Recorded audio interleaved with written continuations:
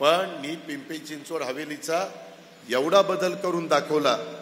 तिथं विचारा तिथल्या लोकांना की जे एकेकाळी कामाला जायचे पिंपरी चिंचवडमध्ये बजाज आणि त्याच्यामध्ये टाटामध्ये मुक्कामाला पुण्यात यायचे, कारण पुण्यामध्ये मुलामुलींची शाळेची व्यवस्था चांगली होती, राहायचं सोयीचं होतं.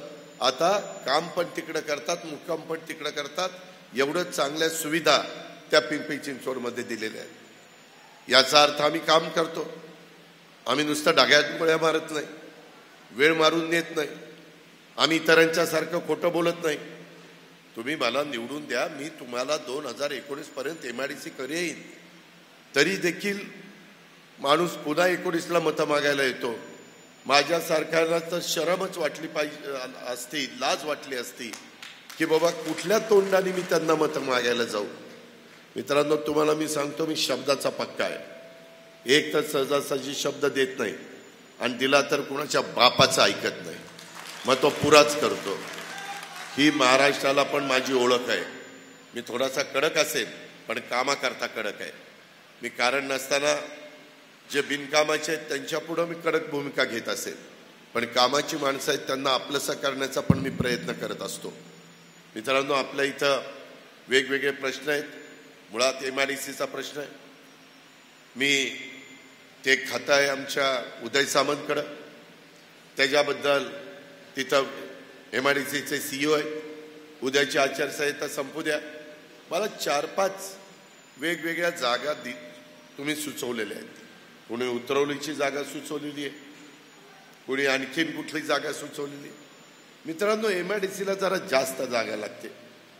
मला कुठल्या पट्ट्यामध्ये जिथं लोक शेतीवाडी करत नाही आणि ते जमीन खुशीनं देतील त्यांना मोबदला आम्ही चांगला देऊ. ती जमीन घेतल्यानंतर त्यांना काही पट्टीमध्ये मोबदला देऊ, जेणेकरून त्यांना दुसरी जमीन चांगली घेता येईल. ह्या प्रकारचं काम आम्ही महायुतीच्या मार्फत करू. आम्ही पण शेतकरी, आम्ही शेतकऱ्याला वाऱ्यावर सोडणारी माणसं नाही.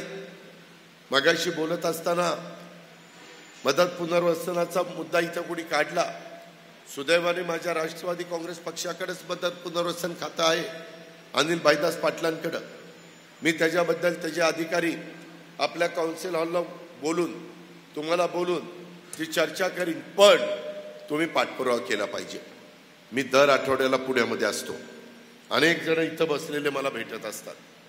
त्याच्यामध्ये हे जे काही मुद्दे आता चर्चेला आलेले आहेत, त्याच्यामध्ये मला महायुतीच्या सर्वच प्रमुखांना सांगायचं आहे की तुम्ही आता आपण दिलंय पत्र, मग करल अजित पवार, असं काम होत नाही. त्याकरता पिच्छा पुरवावा लागतो, पाठपुरावा करावा लागतो. आणि तुम्ही सारखा पाठपुरावा केला तर मी तुमच्यावर चिडणार नाही.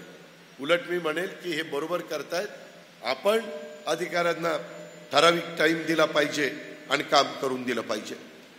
तशा प्रकारे आपण MIDCचा प्रश्न सोडू. हा माझा आजच्या सभेच्या निमित्तानं तुम्हाला शब्द आहे.